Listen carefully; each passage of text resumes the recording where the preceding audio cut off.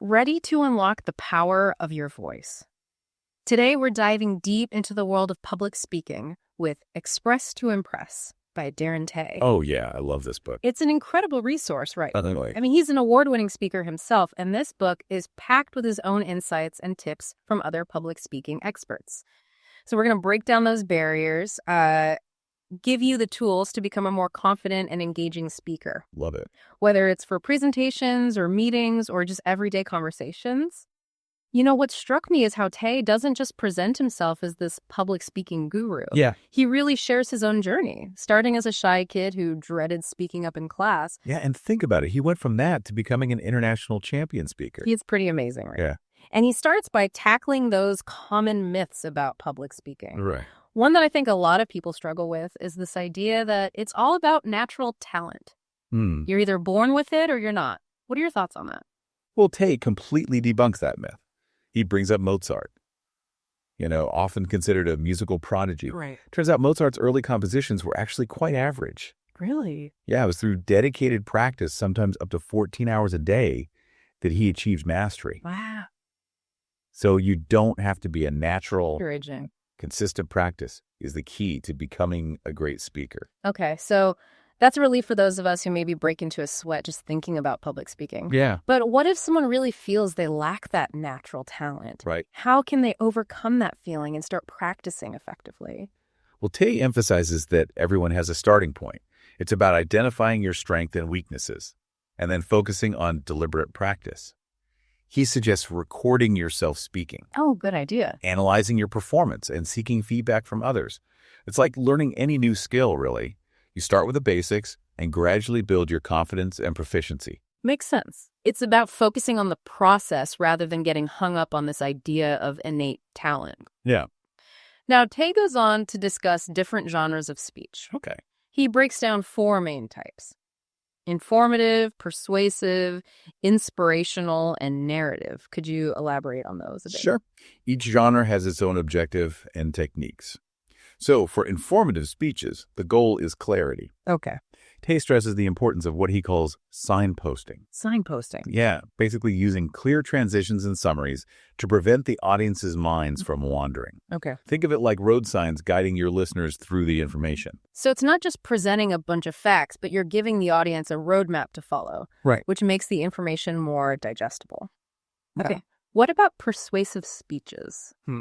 What's the key to getting people on board with your ideas? Well, for persuasive speeches, it's all about influencing the audience. Okay. Tay suggests a structure that focuses on identifying their need, presenting your solution, Yep. helping them visualize the benefits, and then issuing a call to action. Instead of just stating your point, you're creating a compelling narrative that moves people towards a desired outcome. So it's almost like storytelling in a way. You're taking the audience on a journey that leads them to your conclusion. Exactly. Okay. And what about inspirational speeches? How do you create that uplifting, motivational feeling? Well, inspirational speeches aim to uplift and motivate the audience, of course. Of course. Tay really emphasizes the power of storytelling in this genre. He suggests that stories can convey emotion and ideas more effectively than just stating facts. Makes sense. By weaving universal emotions like joy, sadness, or even humor into their stories, speakers can create a deeper connection with their audience. I can see that. Yeah, it makes me think of those incredible coaches who give those rousing pep talks before a big game. Oh, yeah. It's not just about tactics, right? It's about inspiring the team to believe in themselves. Now, finally, what about narrative speeches? What makes them unique? So, narrative speeches focus on captivating the audience with a compelling story. Okay. And Tay highlights this show, don't tell principle. Okay. Instead of just stating facts, you describe the sensations, the emotions, the details that bring the story to life. It's like painting a picture with words. Exactly. Making the audience feel like they're right there in the story. Mm. And that brings us to another fascinating section of the book. Tay's 10 habits of highly effective public speakers. I mean, there are some really interesting and maybe even unexpected habits in there. Absolutely. He goes beyond the typical advice. Yeah.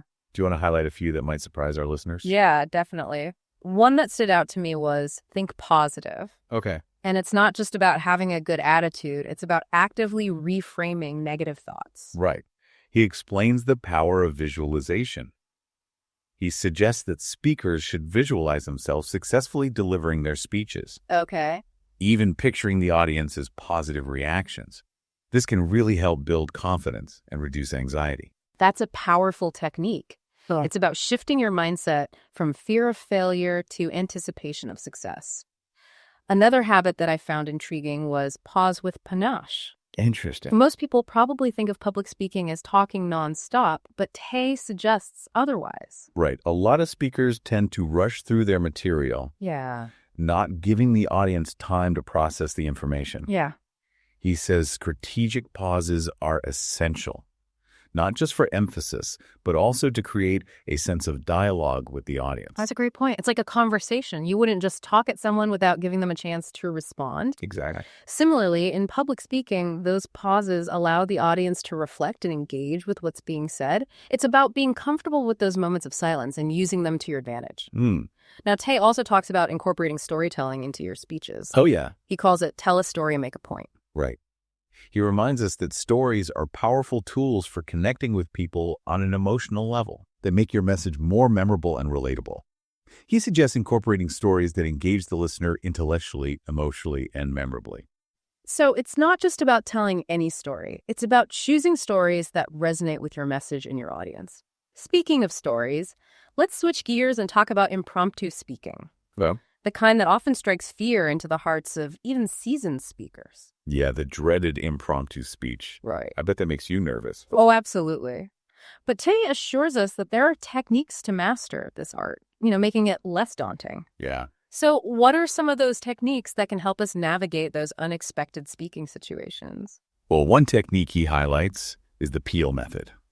Point, explanation, example, and link. Peel. It's a simple but effective structure for organizing your thoughts on the fly. Could you give us an example of how this peel method works in practice? I think a lot of listeners, myself included, would find that helpful. Sure. Let's say the topic is failure is the mother of success. First, you state your point. I agree that failure is the mother of success. Then you explain your reasoning. It's through our failures that we learn valuable lessons. Yeah. Next, provide an example. Thomas Edison didn't invent the light bulb on his first try.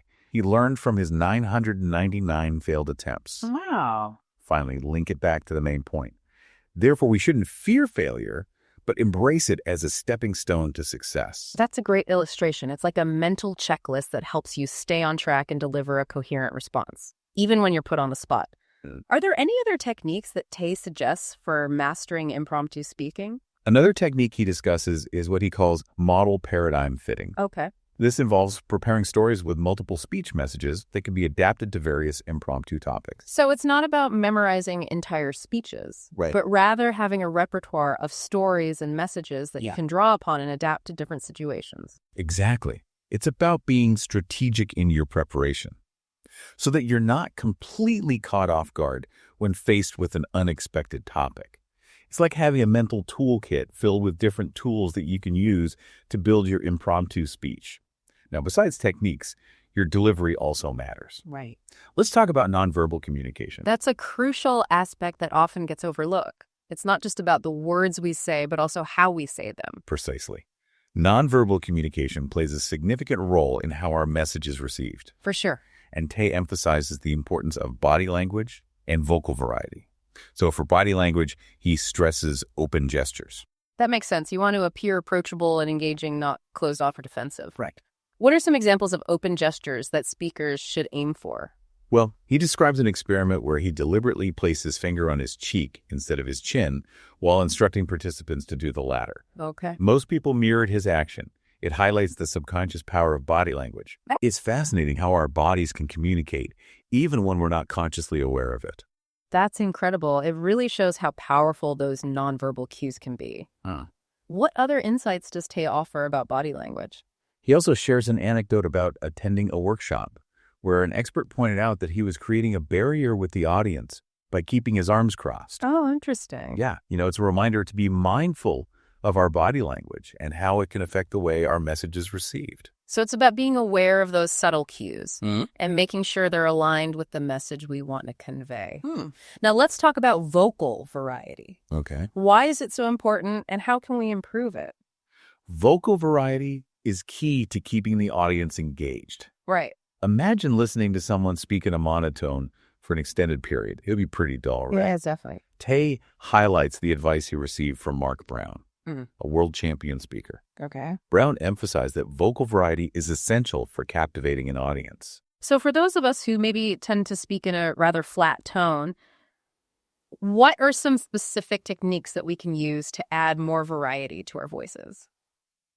Tay suggests varying your pace, pitch, and tone to make your speeches more dynamic and captivating. Okay. Slow down to emphasize important points, speed up to create a sense of excitement, Okay. and use pauses strategically for impact. That's great advice. It's about using your voice as an instrument to create a more engaging and memorable experience for the audience. So we've covered a lot of ground in this first part of our deep dive. I have. From debunking myths to exploring different speech genres, mastering techniques for both prepared and impromptu speaking, Right. and understanding the power of nonverbal communication. It's a reminder that effective public speaking is a holistic endeavor encompassing both verbal and nonverbal elements. It is. It's about being mindful of all these aspects and using them strategically to connect with your audience and deliver your message with impact.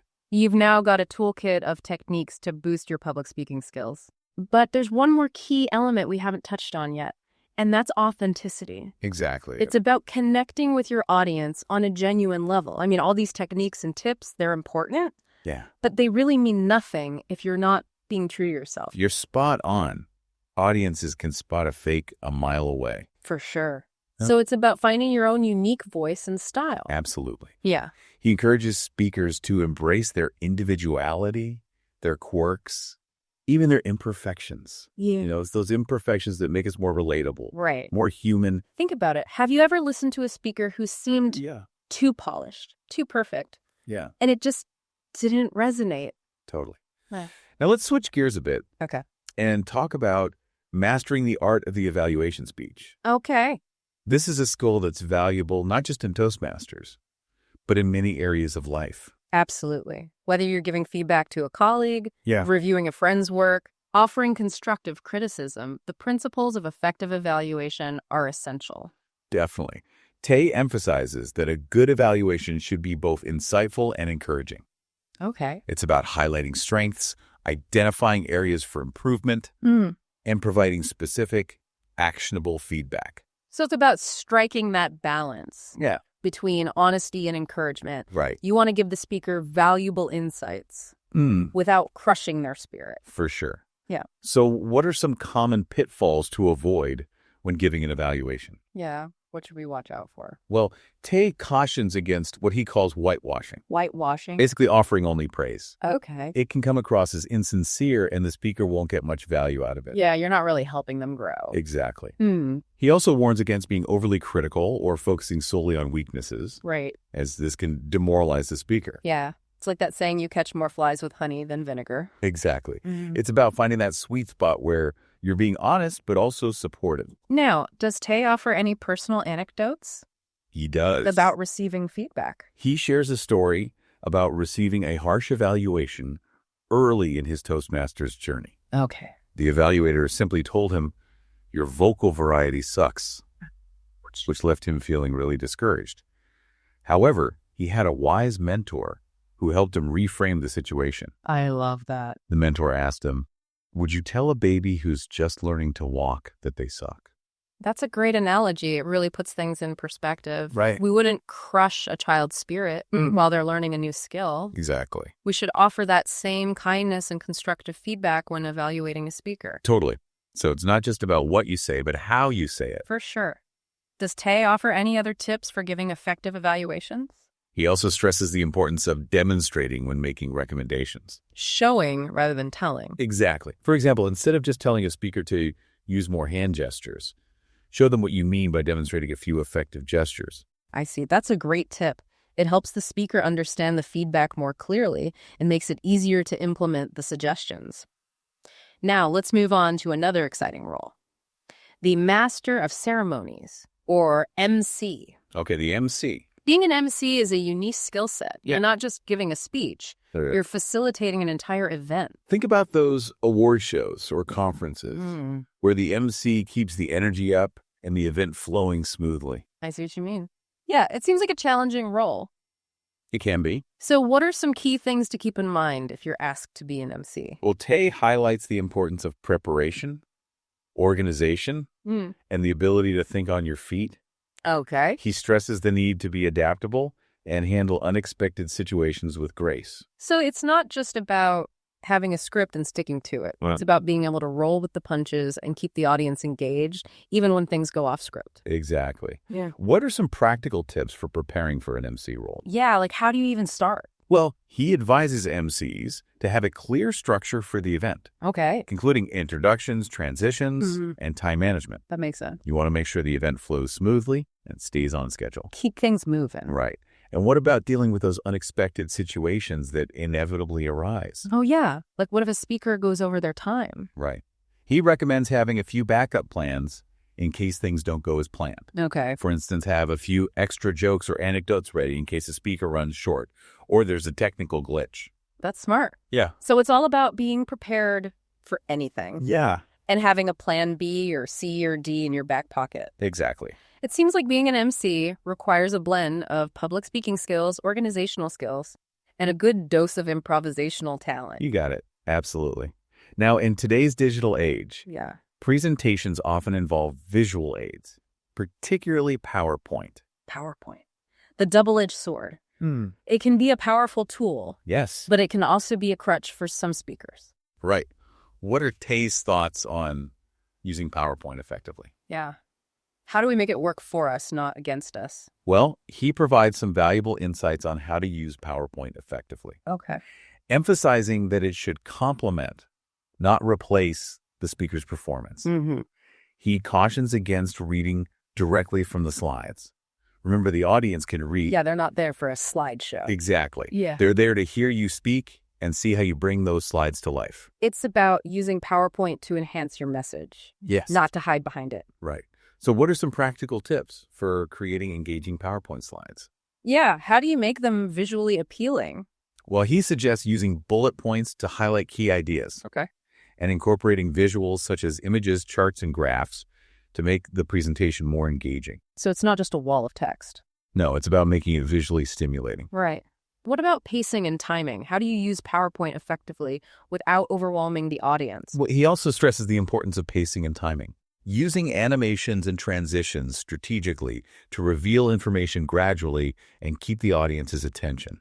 It's like creating a visual flow that complements your spoken words. Exactly. Now, no discussion of public speaking would be complete without addressing the importance of language. Absolutely. The words we choose have a profound impact on how our message is received. Right. Tay dedicates a chapter to exploring the nuances of English, Oh, wow. providing tips on pronunciation and enunciation, Oh, grammar and vocabulary. it's not just about speaking grammatically correct English, Yeah. but also about using language that's clear, concise, and impactful. Absolutely. So what are some common mistakes that speakers make when it comes to language? Yeah, what are some things to avoid? He advises against trying to impress the audience with overly complex or obscure words. Okay. Sometimes simpler language is more effective. Keep it simple. Right. Does he offer any examples of language mishaps? Yeah, I'd love to hear one. He shares an anecdote about a student who misused the word paraphernalia, Oh, interesting. highlighting the importance of choosing words carefully and understanding their meanings. That's a great reminder. You know, it's so easy to make those kinds of mistakes, Yeah. especially when you're nervous or trying to sound intelligent. Right? What about using literary devices like metaphors and similes? Yeah, do those have a place in public speaking? Absolutely. Okay. He also discusses the use of literary devices, Yeah. such Yeah. as similes, metaphors, and idioms to add color and depth to language. You know, those devices can really make your language more vivid and engaging. Paint those pictures with words. Exactly. Now, we've talked a lot about verbal communication, but let's circle back to nonverbal communication for a moment. It's just as important as what we say, but sometimes those subtle cues can be overlooked. Right. Tay dedicates an entire chapter to exploring techniques for enhancing body language, Okay. facial expressions, eye contact, and vocal variety. So it's about using our bodies and voices Yeah. to reinforce and enhance our message. Exactly. What are some specific techniques that he recommends for improving nonverbal communication? Yeah, how can we make those nonverbal cues work for us? Well, he provides practical tips on using gestures effectively, Okay. such as numbering gestures to highlight key points, open palm gestures to invite engagement, and circular gestures to convey authority. Wow. It's fascinating how different gestures Yeah, can convey different meanings and emotions. for sure. What about facial expression? Okay, how do you use those effectively? Well, he highlights the importance of facial expressions, Okay, particularly the use of eyebrows to convey emotions. interesting. He encourages speakers to practice different facial expressions in front of a mirror to become more aware of how their faces communicate. So you're saying we should give ourselves a little nonverbal communication checkup. Exactly. What about eye contact? How do you connect with a large audience without staring people down? Yeah, that's a tough one. Well, when it comes to eye contact, Tay emphasizes the need to connect with individuals in the audience, making them feel seen and heard. Okay. He suggests scanning the room and briefly making eye contact with different people throughout the speech, Yeah. creating a sense of connection with the entire audience. It's about acknowledging the individuals in the audience and making them feel like you're speaking directly to them. Exactly. What about stage positioning? Okay. Is it better to stay rooted to one spot or move around the stage? He advocates for purposeful movement. Hmm. He encourages speakers to move around the stage, Okay. using their movements to emphasize key points or transitions. So it's not just about standing still and delivering your speech. Right. It's about using your body and your movements to enhance your message and keep the audience engaged. Now let's revisit vocal variety for a moment. Okay. We've talked about varying pace and tone, but are there any other tips for adding more variety and dynamism to our voices? He emphasizes the need to vary our pace, pitch, and tone to keep the audience engaged and hanging on our every word. Slow down to emphasize important points. Speed up to create a sense of excitement. And use pauses strategically for impact. Remember the story he shared about receiving feedback from Mark Brown, the world champion speaker? Yeah, he told him, "You have great content, but you need to work on your vocal variety. You're not fully utilizing the power of your voice." Right. It's a reminder that even experienced speakers can benefit from working on their vocal delivery. It's about constantly honing your skills and finding new ways to connect with your audience. So, as you can see, Tay's book covers a wide range of topics related to public speaking, It does. offering a comprehensive toolkit for speakers of all levels. It really is like a masterclass in public speaking, covering everything from debunking those pesky myths to understanding different speech genres, mastering both prepared and impromptu speaking, Yeah. and harnessing the power of both verbal and nonverbal communication. It's a reminder that effective public speaking is a multifaceted skill that requires ongoing practice and attention to detail. And now Tay leaves us with a particularly poignant thought that underscores the potential impact of public speaking. Okay. He says, A 5-minute speech delivered on stage can change the lives of many. "It's amazing to think about the ripple effect a single speech can have. It reminds us that public speaking goes way beyond just sharing information or trying to win people over." Absolutely. It's about making a difference in the world, using your voice to leave a lasting impact. Exactly. It's about sharing those ideas you're passionate about, those insights that only you can offer. It's about connecting with people on a deeper level, making them think differently, maybe even inspiring them to take action. And sometimes it's just about making someone feel seen and heard, letting them know they're not alone. And you know what? That's where the real magic of public speaking lies. It's not just about perfecting techniques. It's about using those techniques to touch people's lives in a meaningful way. And that's what Tay's book really drives home. So as we wrap up our deep dive into Express to Impress, we want to leave you with this. What message do you want to share with the world? What stories are you holding inside? What unique perspectives can you offer? What kind of positive impact do you want to make? If you're ready to explore those questions and unleash the power of your voice, we highly recommend diving into Express to Impress. It's packed with practical tips and inspiring stories. And remember, as Darren Tay says, let us all express to impress.